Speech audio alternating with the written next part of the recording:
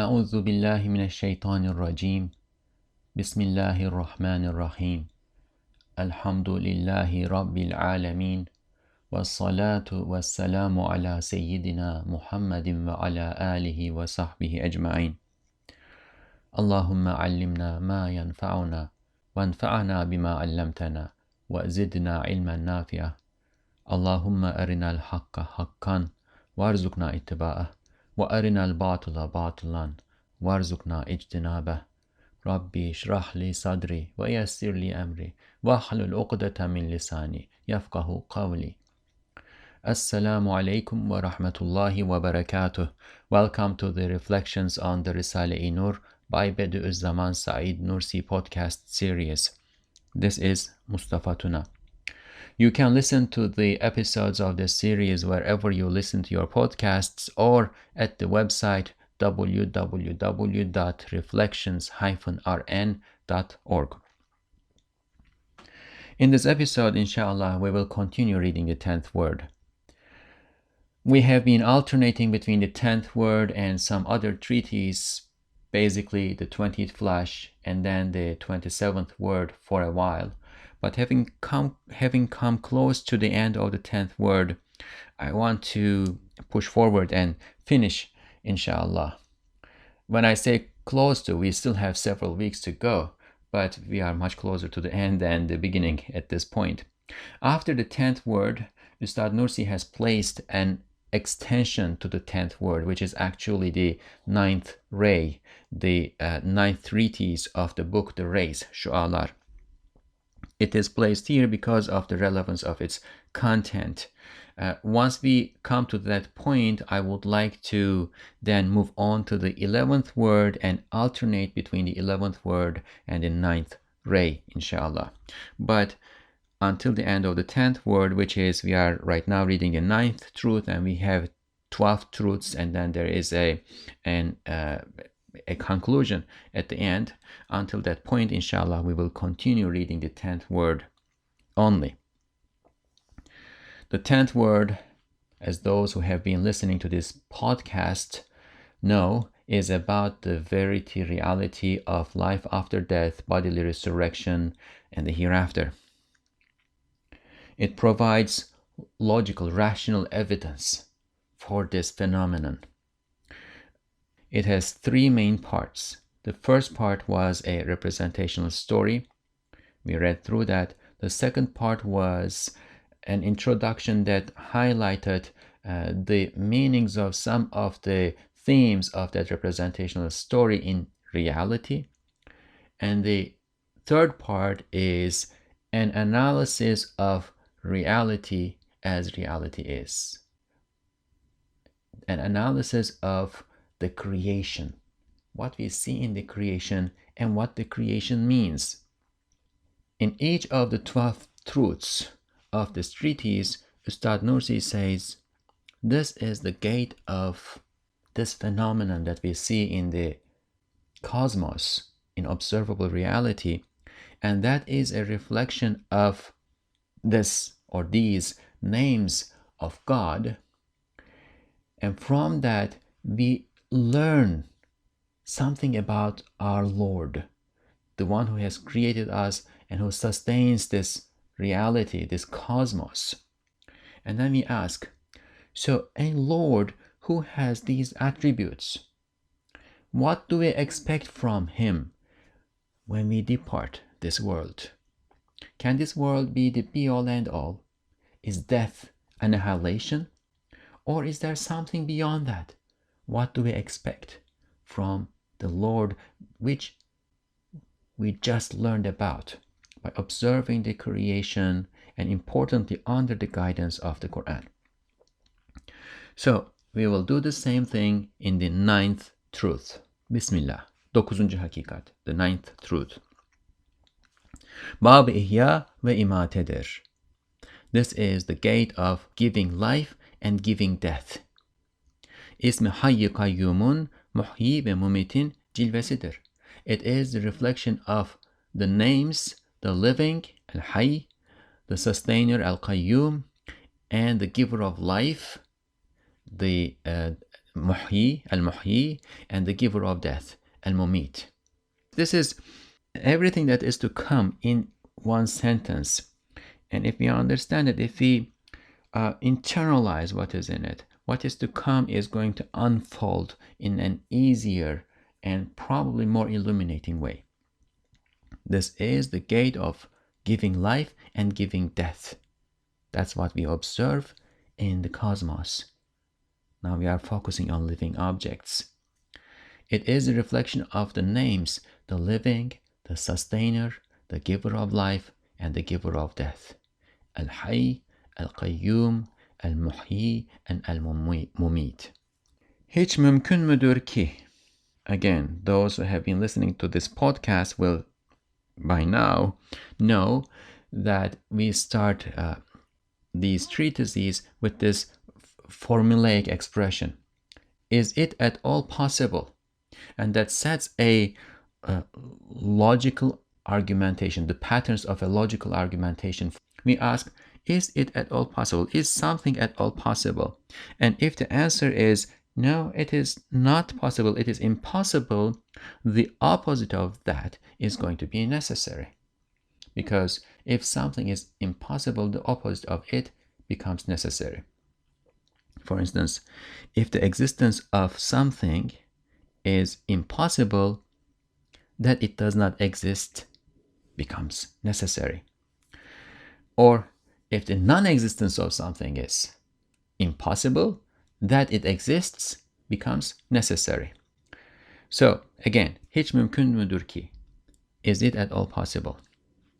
Ölmüş, kurumuş koca arzı ihya eden ve o ihya içinde her biri beşer haşrı gibi acayip 300 binden ziyade enva-ı mahlukatı haşr ve neşredip kudretini gösteren ve o haşr ve neşr içinde nihayet derecede karışık ve ihtilat içinde nihayet derecede imtiyaz ve tefrik ile ihata-i ilmiyesini gösteren ve bütün semavi fermanlarıyla beşerin haşrini vaat etmekle bütün ibadının enzarını saadet-i ebediyeye çeviren ve bütün mevcudatı baş başa omuz omuza el ele verdirip emir ve iradesi dairesinde döndürüp birbirine yardımcı ve musahhar kılmakla azamet-i rububiyetini gösteren ve beşeri şecere-i kainatın en cami ve en nazik ve en nazenin, en nazdar, en niyazdar bir meyvesi yaratıp kendine muhatap ittihaz ederek her şeyi ona musahhar kılmakla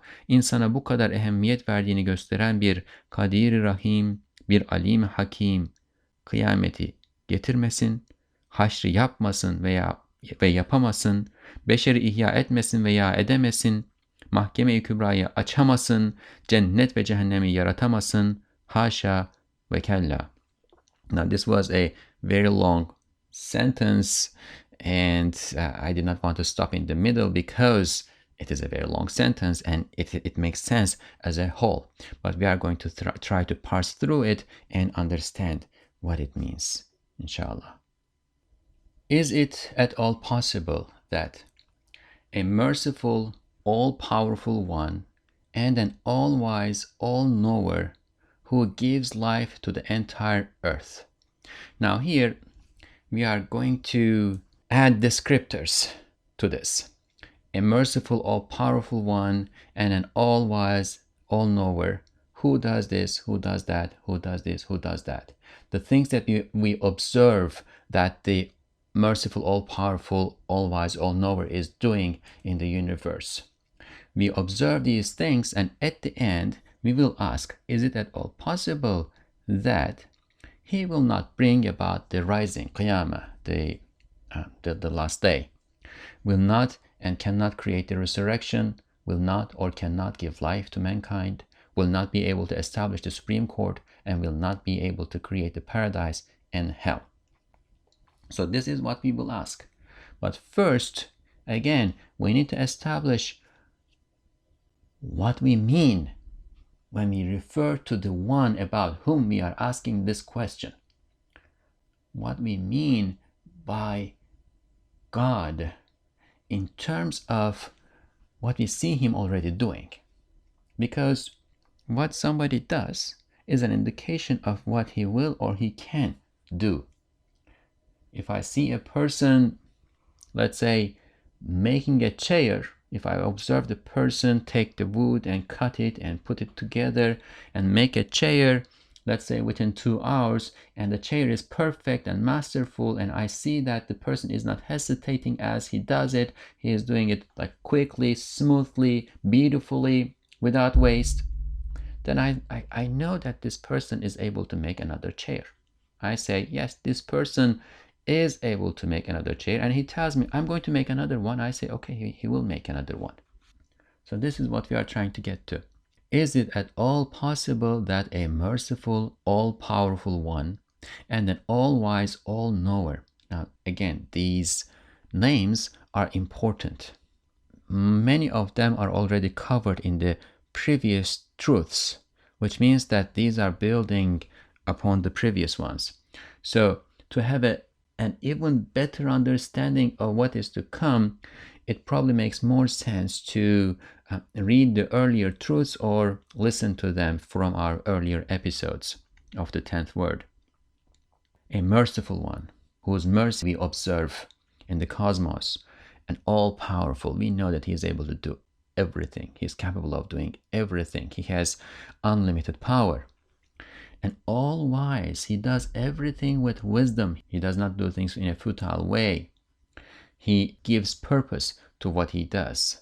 An all-knower, and he knows everything. He knows the past, he knows now, he knows the future, he knows the connections between things, he knows the relations between things, he knows what he's able to do, he knows what man is created for. So, he, the merciful, all-powerful one and all-wise, all-knower, is it at all possible that he who gives life to the entire earth when it is dead and dry? So we are talking about the rising, the resurrection, right? Is there a precedent for that?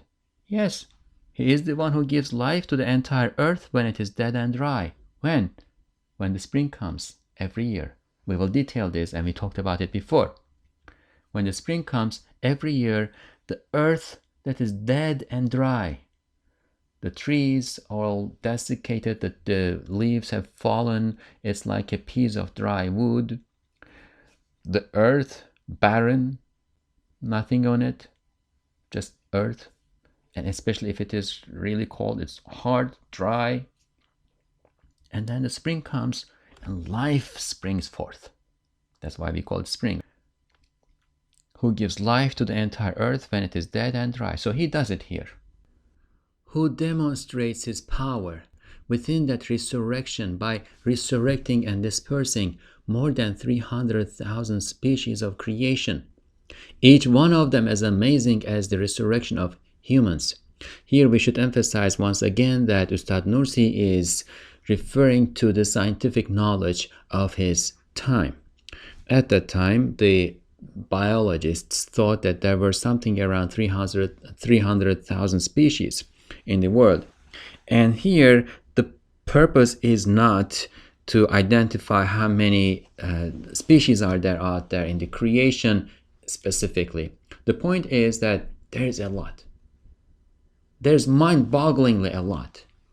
And the one who, when the spring comes, brings forth all of them in the forms that their species belong to, with the purposes, functions, interactions, relations that their species are attributed with, without mixing up, and who creates all of them.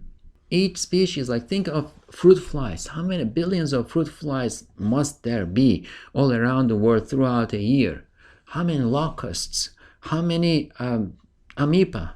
How many bacteria? How many mite that live on our skins and in the carpets and so on and so forth? Those that think about that microscopic world. How many resurrections are taking place every day in that microscopic world? And think about, let's say, the ants, the butterflies, how all those insects and millions and billions of them, ladybugs, and all sorts of bugs that I won't be able to name here, how in every spring they are experiencing a resurrection which is very similar to the resurrection of human beings that is promised, as amazing as the resurrection of humans. Yes, he is demonstrating that he has the power to do this because he is showing us by doing it again and again every year. And if we go to that microscopic world, perhaps every hour, every moment, who demonstrates the all-encompassing reach of his knowledge in that resurrection and dispersal through utmost distinction and differentiation within utmost mixing up and intermingling. They're all mixed up, they're all together. The eggs are all hidden under the same leaves or the same earth, wherever they are hidden. The seeds, they all fall into the same earth. The earth doesn't know the distinctions of the species that each of those seeds are representing. And the seeds themselves do not have any power to do anything. Something is happening. These interactions are taking place, but how? How? That we observe it taking place again and again causes us to become familiar with it and forget the miraculousness of what is going on. We just give them names. The force of gravity. When you drop a thing, it falls. We give it name. We say gravity, and then we assume that because we gave it a name, we explain what is going on, but we did not explain what is going on. What is gravity? What is it that is taking place between that object that is being attracted to the earth and the earth? Especially when you think about this in the space. There appears to be space between the stars and earth. There appears to be space between the earth and the sun. We do not see any string extending from the sun to the earth the way one would imagine a sling, right? The example will come here. It is as if somebody is holding a sling in his hand and revolving it or turning it around, but there is no string between the sun and the earth. So what is going on there? He is showing us his power, and also going back to the example of those seeds and eggs in earth, they are all put into the same earth and they all come in distinct ways. Whoever is doing this knows all of the properties of each of those species that are each packed into those seeds, and he is doing this all at once, billions and billions of them. He has power and he has knowledge. He doesn't mix up. His knowledge is absolute, unlimited. He knows how a wheat grain is going to sprout and come out in that field does not preventing him from also knowing how the oat grain is going to sprout and come out. Or that he knows how a particular wheat grain is going to sprout and come out does not prevent him from simultaneously attending to the sprouting of perhaps 10,000 other grains that are spread on the same farm field. His knowledge is absolute. He knows all of them one by one. Each species and each individual in each species.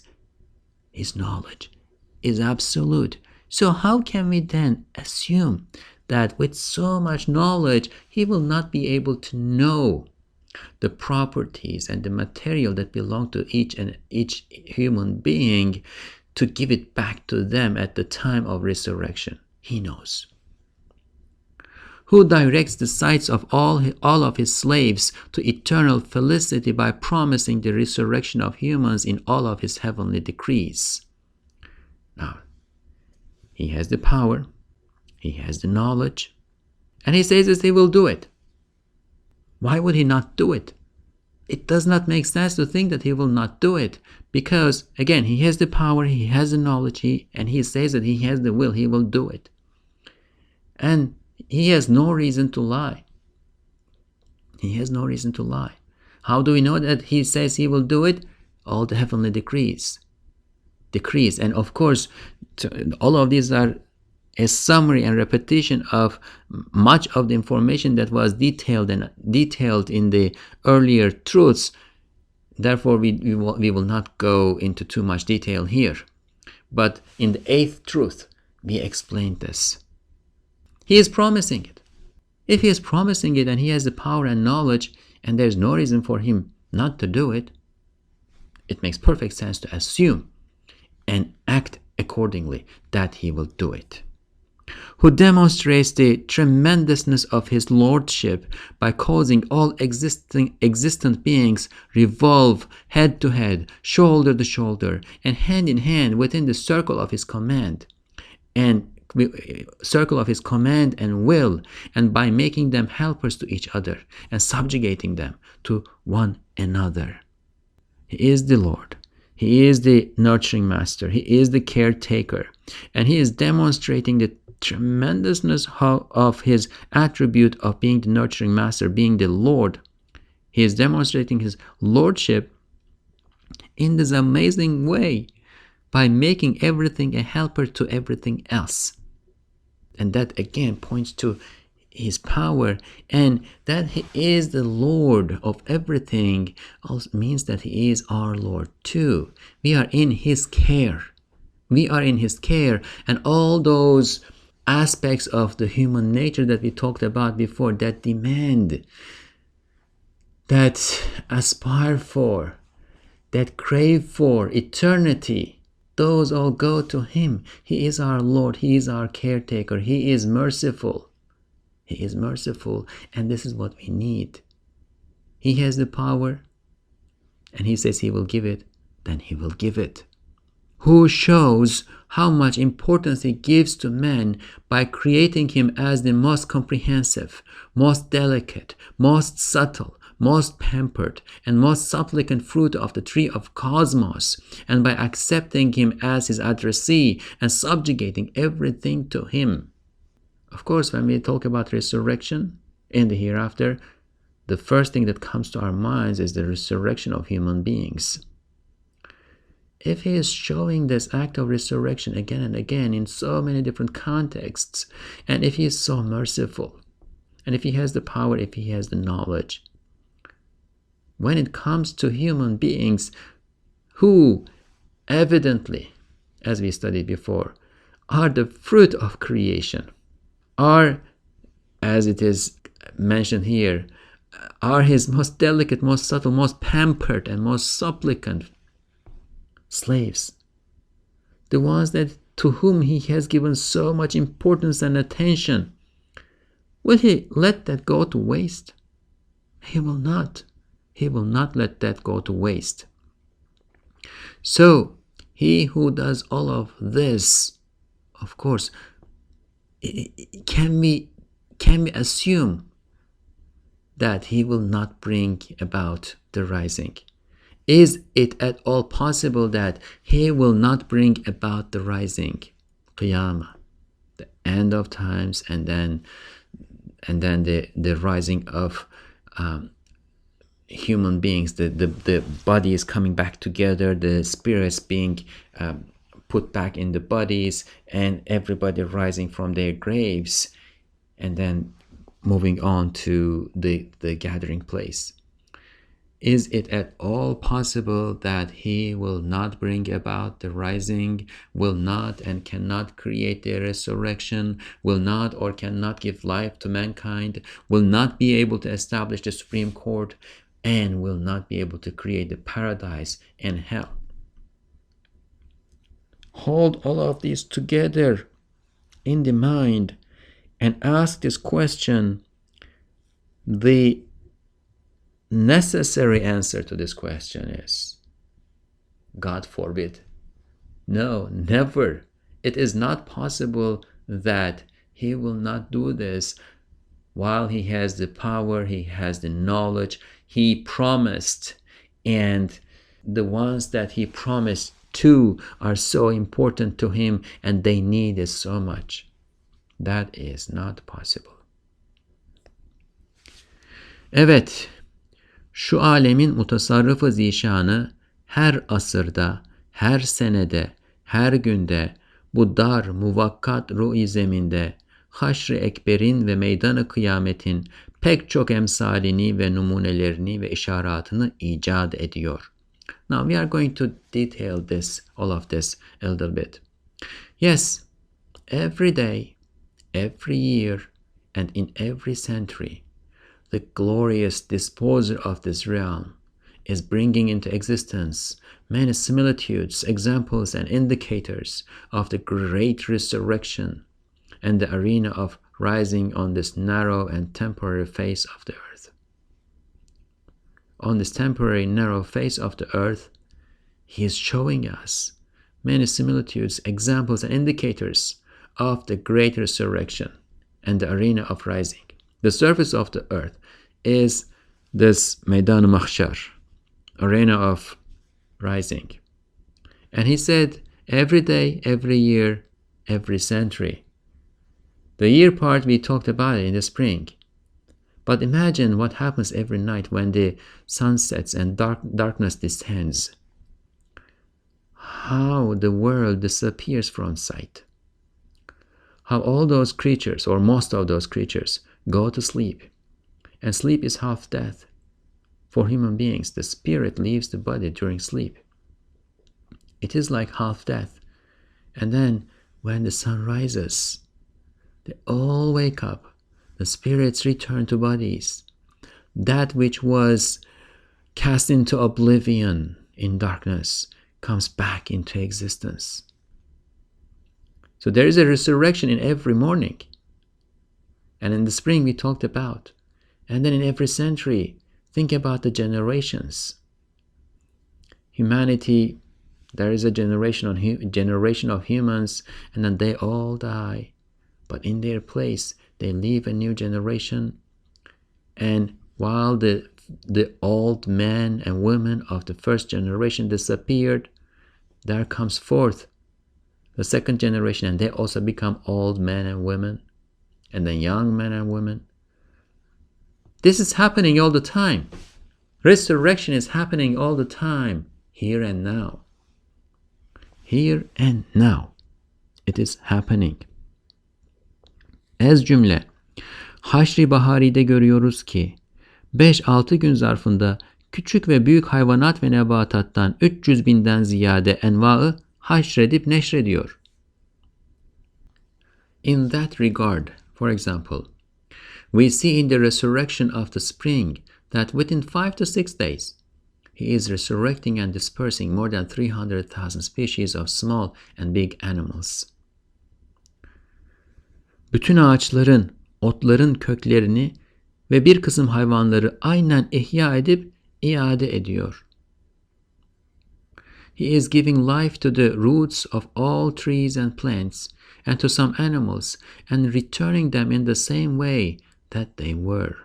We talked about this before. There is no complete sameness. There is no complete identicality in the creation. Everything in every moment is created anew, and it is not identical to what was there before in terms of its entity and sometimes in terms of some of its properties. But sometimes it is so similar that it is as if it is identical, like the roots of some of trees. It changes very little from year to year. The roots, the bulbs, for instance, the flower bulbs, they stay there. But then for some others, the sameness aspect is not there because the plant disappears altogether. There's only a tiny little seed that is left there.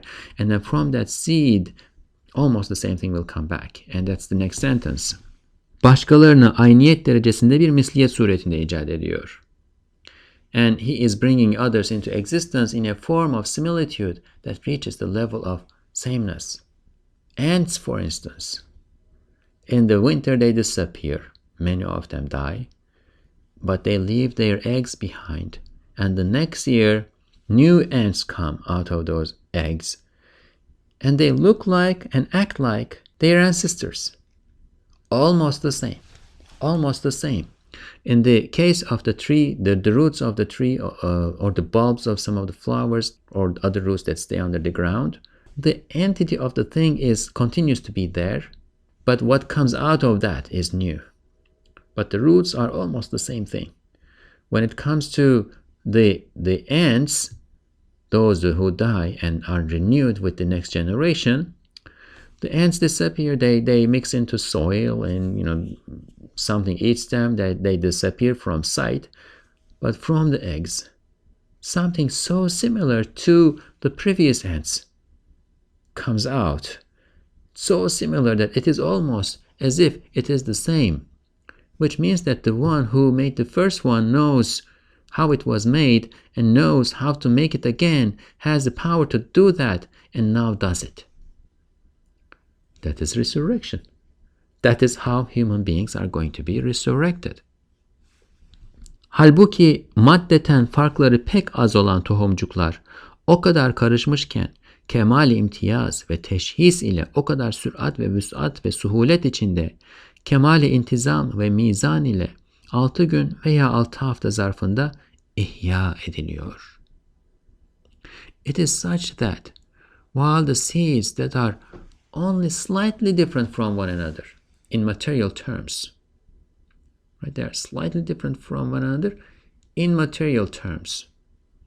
Take one wheat grain and then take another wheat grain. Perhaps one is going to be a micron bigger than the other one. It's going to be curved a little bit more here, curved a little bit less there, right? In material terms, they are slightly different from one another.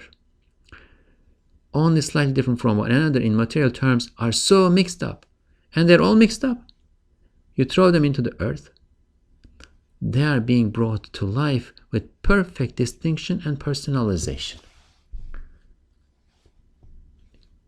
We don't confuse one wheat stalk with the other wheat stalk.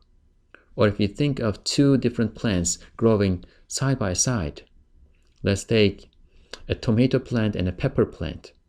The seeds slightly different, but more or less similar. We plant them in the same earth, same soil.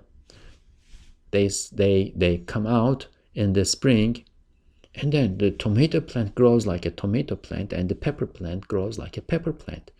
They are both taking their nutrition from the same soil. They are both under the same sun. They are both in the same atmosphere. But one becomes tomato, the other becomes pepper. The one who created them knows how a tomato looks, knows the form of the tomato, and knows the form of the pepper, has the knowledge of that, and has the power to make one the tomato and the other the pepper. It is such that while the seeds that are only slightly different from one another in material terms are so mixed up, they are being brought to life with perfect distinction and personalization. And not only that, this is happening in such a speed, on such a wide scale, and with so much ease, with perfect orderliness and proportionality. The pepper plant has a certain size. If it were to grow beyond that size, it would be abnormal and would probably not be able to hold its weight. But it grows to that particular size and stops. There's a balance that applies to the pepper plant. And there's a balance that applies to the tomato plant. And it grows to that size and stops. It grows up to a certain point and keeps shooting leaves. When it accumulates enough leaves in order to produce the necessary nutrition for its fruits, it starts to bloom and give flowers. And then it keeps sending nutrition to those flowers, and then from there come out the fruit. So there's a proportion here. There needs to be a certain number of and a certain surface of leaves for a certain number of tomato fruits to come out, to grow out of that plant. And that is maintained year in, year out, across centuries, across years, across time. Somebody is maintaining it. Somebody must be maintaining it. In such a speed, on such a wide scale, and with so much ease. The spring comes within a few days. Ustad Nursi says here, 6 days to 6 weeks.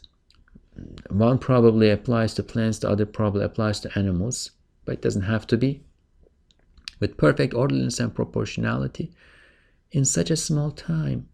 It is as if for the one who is watching this, it appears to be easy because we see it every year. It appears to be easy. But imagine this. Imagine that you lived your entire life on a different planet, somewhere in the space. And in that planet, there were no plants. People, we are imagining that you are still a human being. People, the nutrition that they needed, they ate certain types of soil, and that soil contained the nutrition that they needed. So imagine that on this planet, there are no plants. People eat types of earth, soil, and they survive. There might be other things, rocks. There is a landscape of rocks, for instance. Imagine that this person, you, are put on a spaceship, brought to Earth at the beginning of spring, or right before spring, and you are put in a place where the land is barren. There are trees, but no leaves on the trees. There are all these entangled looking, long, dry, hard objects, the tree stumps and their branches. And the earth is barren. There are rocks similar to your planet, and there is soil similar to your planet, but no plants.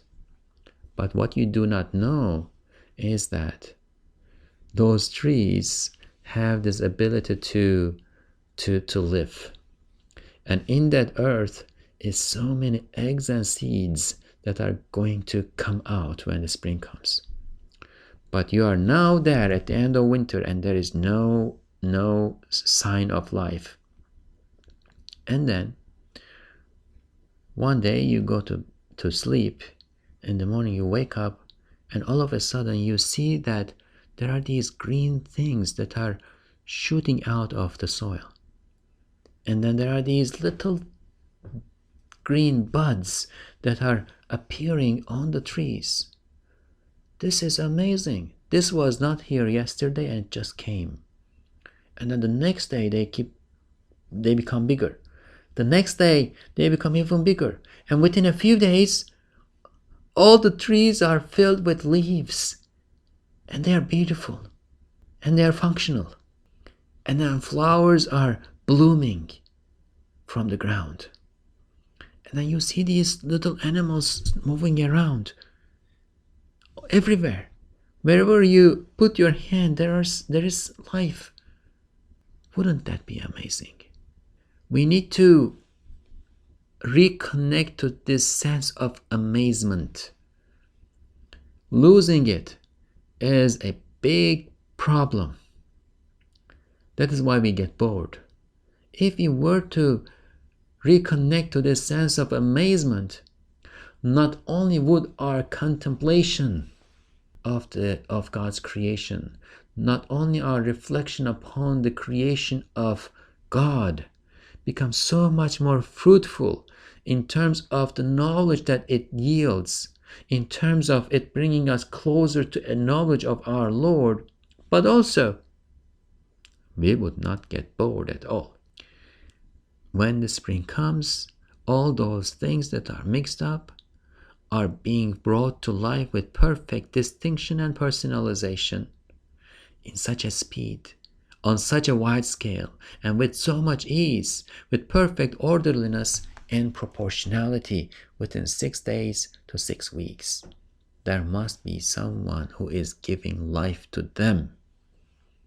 And he is showing us his power to give life.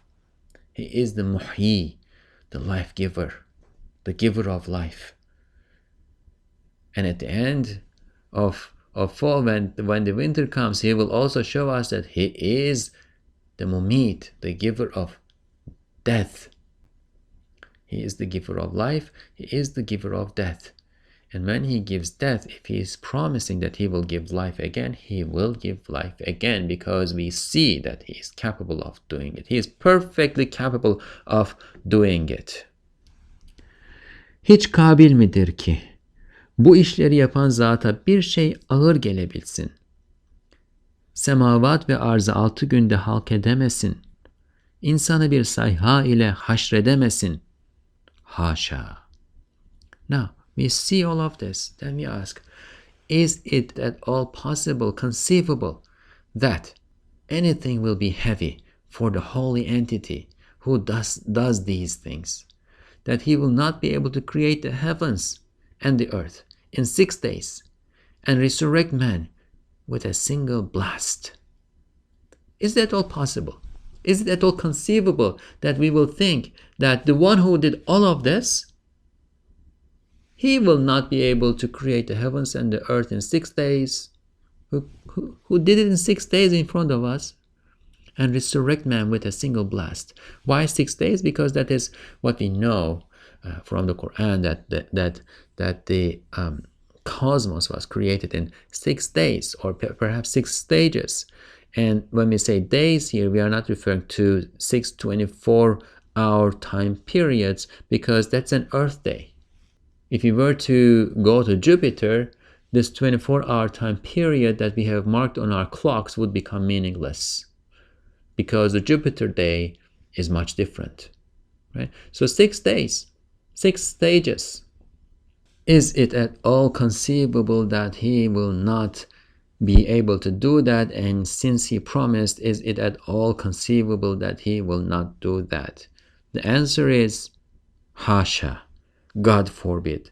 Never.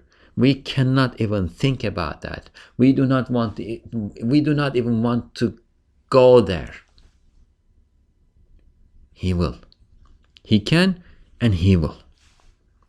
Acaba muciz nüma bir katip bulunsa, hurufları ya bozulmuş veya mahvolmuş 300.000 kitabı tek bir sahifede karıştırmaksızın, galatsız, sehifsiz, noksansız hepsini beraber gayet güzel bir surette 1 saatte yazarsa, birisi sana dese, şu katip kendi telif ettiği senin suya düşmüş olan kitabını yeniden 1 dakika zarfında hafızasından yazacak, sen diyebilir misin ki yapamaz ve inanma?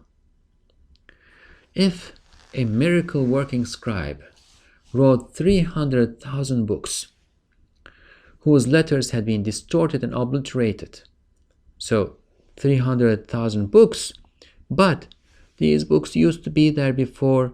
By the time that we are observing this, their letters have been distorted and obliterated. So they are like blank pages. We don't see anything, and nothing is legible. But a miracle working scribe writes them on a single page. 300,000 books, but he is a miracle worker. He writes all of them on a single page. Not only that, within an hour, without mixing them up. We would think like the pages of 300,000 books, he puts all of them on one page, and he does not mix them up, with no mistakes. That crowdedness does not cause him to make any mistakes, no typos, and no missing parts, and all together, all of them together, and with uttermost beauty. You see this, you're amazed. Then someone tells you, this scribe will write your book which he had authored himself and which had fallen in water anew. You had a book, but it had fallen into water. And the scribe is actually the author of that book. Not only the scribe, but the author of that book. He had written it. He had authored it. And you just saw that he is able to write 300,000 books on a single page without any mistakes in 1 hour, perfect beauty. And your friend tells you that don't worry, the book that you dropped in water, therefore its letters are distorted, right? Don't worry, he will write it for you again. And he will do so within a minute. And he will do so from his memory, Because he's a miracle worker. He is able to do all of this, and he has enormous knowledge. He will not forget, and he has the power. He will write it in a minute from memory. Don't worry, it's easy. Can you respond saying, he cannot do it, I don't believe? Can you do this? He cannot do it, I don't believe it. Imagine the arrogance in such a response. And imagine the ignorance in such a response. Imagine the intentional withholding of an acknowledgement of truth in that response. Veyahut bir sultanı mucizekar kendi iktidarını göstermek için veya ibret ve tenezzüh için bir işaretle dağları kaldırır, memleketleri tebdil eder. Denizi karaya çevirdiğini gördüğün halde sonra görsen ki büyük bir taş dereye yuvarlanmış, o zatın kendi ziyafetine davet ettiği misafirlerin yolunu kesmiş, geçemiyorlar. Biri sana dese, o zat bir işaretle o taşı ne kadar büyük olursa olsun kaldıracak veya dağıtacak. Misafirlerini yolda bırakmayacak. Sen desen ki kaldırmaz veya kaldıramaz. Or if you see that a miraculous sultan lifts mountains by pointing to them once, in order to show his capability, power, to make an example out of it, or for spectacle, he replaces countries with others, turns the sea into land. Then you see that a large boulder has fallen into a valley and blocked the path of that person's guests whom he had invited to his feast. Therefore they cannot proceed. And somebody tells you, that person will lift that boulder by pointing to it and cause it to disintegrate, no matter how big it is. He will not leave his guests stranded on the path. Then if you say, he will not lift it, he cannot lift it, imagine this. The Sultan, you saw he lifts mountains. He changes, transforms countries. He obliterates a country, brings about another one, turns the sea into land, the land into sea. He does all of this. And there's one large boulder fallen into a valley. The guests are stranded on the path. They cannot proceed. And somebody comes and says, the person knows he's coming. He's going to remove this thing from here. And he says, no, he will not lift it. He cannot do it. Imagine this. Veyahut bir zat bir günde yeniden büyük bir orduyu teşkil ettiği halde biri dese, o zat bir boru sesiyle efradı istirahat için dağılmış olan taburları toplar, taburlar nizamı altına girerler. Sen desen ki inanmam, ne kadar divanece hareket ettiğini anlarsın. Or, this is continuing from the previous example. Or, if a person puts together a huge army without precedence within one day. So there was no army. There was no example for the army. Nobody perhaps knew what an army is, but in one day, without precedence, he puts together a huge army. You see it.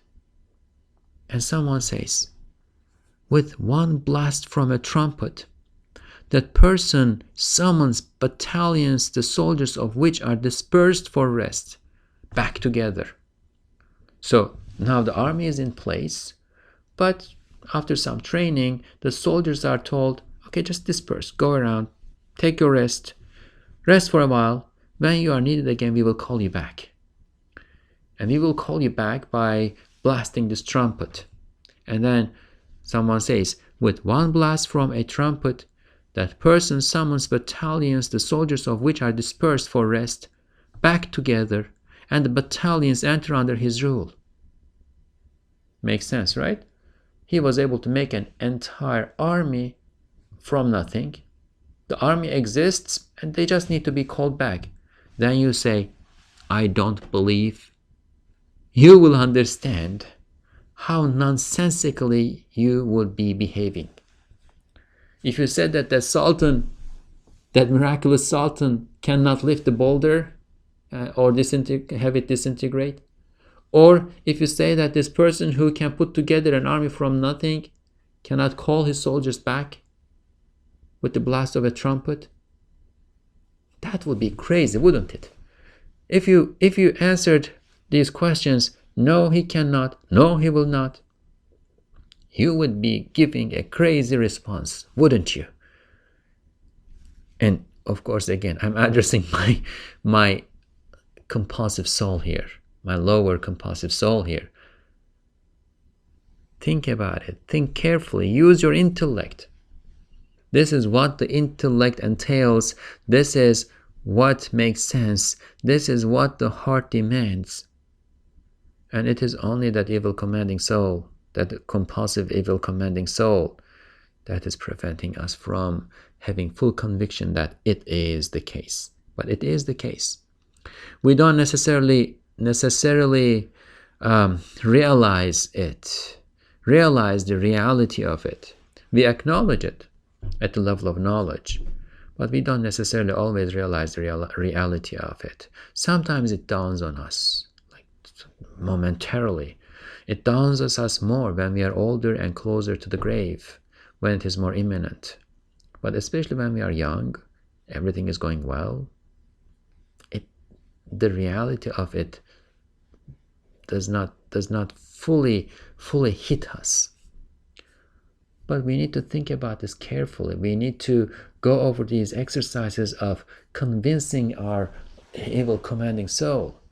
One should not say, I already believe this, why do I have to go through all these demonstrations in a logical sense, why do I have to listen to all of these argumentations and proofs? Well, the reality is that we don't always realize the reality of it. If we realize the reality of it, we would be like the companions of the Prophet ﷺ who realized it. And the later generations, those who saw them, would tell the later generations who did not see them that if you saw them, you would think they were crazy. You would think that they were mad. By your standards, you would think that they were mad. But they had arranged all their affairs, all their thoughts, all their states in such a way, aligned everything in such a way with the existence of the hereafter, and that eventual, inescapable, inevitable tribunal. And what is to come after that? That for those who acknowledge that just as a piece of information and move on, continue their lives in this world as if they are going to remain here forever, the states of the companions may feel to us as if they were mad, but they were not mad. We are the ones who are mad. We are the ones who are not realizing reality as reality is. May God help us realize reality as reality is. As in the supplication dua that we make before each of these classes, may He bless us with seeing reality as reality is and following what that entails. Amin. İşte şu üç temsili fehmettin ise bak. Now, these are of course all representational stories, but they set a pattern of thought in our minds, and Ustad Nursi will now move on to the reality of that. İşte şu üç temsili fehmettinse bak. Thus, if you understood these three representations, look, listen now. Nakkaş ezeli, gözümüzün önünde kışın beyaz sayfasını çevirip bahar ve yaz yeşil yaprağını açıp Ruh-i Arz'ın sayfasında 300 binden ziyade envaı kudret ve kader kalemiyle ahsen-i suret üzere yazar. The eternal embroiderer. Who is the eternal embroiderer? God. Why embroiderer? Embroiderer or engraver, we can use either. Like someone, Naqash is someone who engraves intricate motifs and forms. And everything in the creation is an intricate form. Look at that butterfly, and look at that ant, and look at that tree, and look at that bush, and look at that flower, and look at the sky, everything. And a subtle point about this is that everything in the creation are manifestations of God's names, or that everything in the creation manifests God's names and attributes. For instance, a lily flower manifests God's names, many names, the Al-Razaq, Al-Muhyi, the provider, the giver of life, and especially the Al-Jamil, the beautiful. So a lily flower is a manifestation of, let's take one of them, God's name, the beautiful. And then every lily flower, each and every lily flower is a manifestation of God's name, the beautiful. But then each lily flower is a little different from the other. So that's what that is one of the ways we can understand the word al-naqash, the engraver or the embroiderer. The one who manifests his names with these subtle differences and shows all aspects of his names in their manifestations. That's the entire creation, right? So the eternal embroiderer turns the white page of the winter before our eyes, opens the green page of spring and the summer, and writes with the pen of power and divine determination more than 300,000 species, again, this is probably millions today, in the best of forms. In the best of forms. Birbiri içinde birbirine karışmaz. They are intermingled, but they do not mix up. Beraber yazar, birbirine mani olmaz. He writes them all together, but one does not prevent the other. Teşkilce, suretçe birbirinden ayrı, hiç şaşırtmaz, yanlış yazmaz. They are different in their constitutions, shapes, and forms, but he never leads them to confusion, to a state of confusion. He does not write in error. Each time he writes perfectly. Each time he writes, he leaves no room for confusion.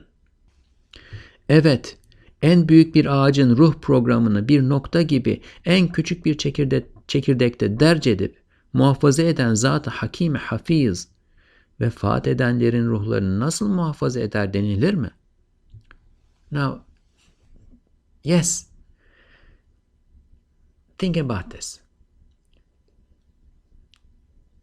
An all-wise and all-preserving holy entity, God, who includes the program of the spirit of the biggest tree in a dot-like tiniest seed and preserves it there. Is it permissible even to question how an all-wise and all-preserving holy entity who includes the program of the spirit of the biggest tree in a dot-like tiniest seed and preserves it there? Is it permissible even to question how he will preserve the spirits of the deceased ones, deceased human beings? He is showing us, he did it, he just did it. The information, whatever it is that we need in order to reconstitute this tree. And Ustad Nursi here refers to that as the spirit of that tree. The one who can put it in a dot-like tiny speck, like the seed of a fig tree. Can you question that he is going to be able to do this for the deceased ones, for human beings? He is showing it. We are living in an age where science is supreme, and empiricism is the foundation of science. Empiricism, and then following that, experimentation. And empiricism means that we observe. We look around, we observe. And we base our actions on the information that we attain from this observation. Look at this. This is empirical observation. This is empirical knowledge for you. He did it with the tree. Why should we assume that he cannot do it with the human being? He is doing it. He is doing it millions of times every day. He is doing it billions of times every year. And he is demonstrating that he can do it by doing it. What else do you need? What else do we need? Ve küre-i arzı bir sapan taşı gibi çeviren Zat-ı Kadir, ahirete giden misafirlerinin yolunda nasıl bu arzı kaldıracak veya dağıtacak denilir mi? And then next question. Is it permissible to question how an all-powerful holy entity, that is God, who causes the globe of the earth spin like a pebble in a sling? Now, in the old times, the slings were different from the slingshots that we tend to know today. It would be a relatively wide, patch of fabric or woven material. Into it, one would put the pebble or the stone and wrap it, and there would be two strings coming from two edges, and you would hold from the tip of those strings and then hurl it, and then once you release one of the strings, the pebble would fly away and go. So, is it permissible to question how an all-powerful holy entity who causes the globe of the earth spin like a pebble in a sling will lift this earth from the path of his guests who are traveling to the hereafter, or cause it to disintegrate? Now remember the example of the boulder that has fallen in the valley. How can we think that the Sultan who was able to lift the mountains and cause them to disintegrate would not be able to lift the boulder, right? Well, this earth is going to come to an end. It is doomed. There will be a doomsday. It will blast and explode. Everything will explode. But there was a time when people would say, look, the earth is so sturdy, right? It's the thing that carries everything. How is this going to explode? How is this going to disappear? Who has the power to do that? Today we know that he is the one who is creating galaxies and exploding them and turning into black holes and supernovas and whatever. Is it permissible to ask? Is it at all permissible to question how an all-powerful holy entity who causes the globe of the earth spin like a pebble in a sling will lift this earth from the path of his guests who are traveling to the hereafter, or cause it to disintegrate? Why could he not? Why would he not? If it is what prevents us from moving on, he will do it. He will destroy this earth. He will destroy this world. He will destroy this realm. And he will create a new realm, similar to the previous one, but different. Hem hiçten yeniden bütün zihayatın ordularını, bütün cesetlerinin taburlarında kemal-i intizamla zerratı emri kun feyakun ile kaydedip yerleştiren, ordular icat eden Zat-ı Zülcelal, tabur misal cesedin nizamı altına girmekle birbiriyle tanışan zerrat-ı esasiye ve eczai asliyesini bir sayha ile nasıl toplayabilir denilir mi? Moreover, is it permissible to question how a majestic holy entity who, with the command of be and it is, kun feyakun, right? That's how God creates. That's what we know from the Qur'an. When God wants something, when God wills something, he says, kun, be, and it is. Is it permissible to question how he who says be and it is registers and places the particles in the battalions of all the corpses in the armies of all animate beings out of nothing? That's what we see today at the present in this world. Out of nothing, there comes out a baby. And then all of these elements that are in the soil move on into the plants and other animals, and the baby eats them. Or rather, the mother of the baby eats them, and milk comes out. And the milk carries that nutrition to the baby. And that nutrition is somehow processed in the body and starts to become the body, the corpse of the baby. And the corpse keeps growing and growing and growing and becomes a human being. Almost like the battalions of various armies into which soldiers are drafted. Is it permissible to question how a majestic holy entity, who, with the command of be and it is, registers and places the particles in the battalions of all the corpses in the armies of all animate beings out of nothing, without precedence, and with perfect orderliness, can, with one blast, summon the fundamental particles and primary parts of a corpse that familiarize with one another by entering under the orderly command of that battalion-like corpse? Is it permissible to question this? Is it permissible to question that he will be able to do this? No, it is not possible. It is not possible. Inshallah, we will stop here and continue our reading of the 9th truth in the next episode and finish that, and inshallah move on to the 10th. Subhanaka la ilma lana illa ma 'allamtana innaka antal alimul hakim wa akhir da'wahum an alhamdulillahi rabbil alamin. Al-Fatiha.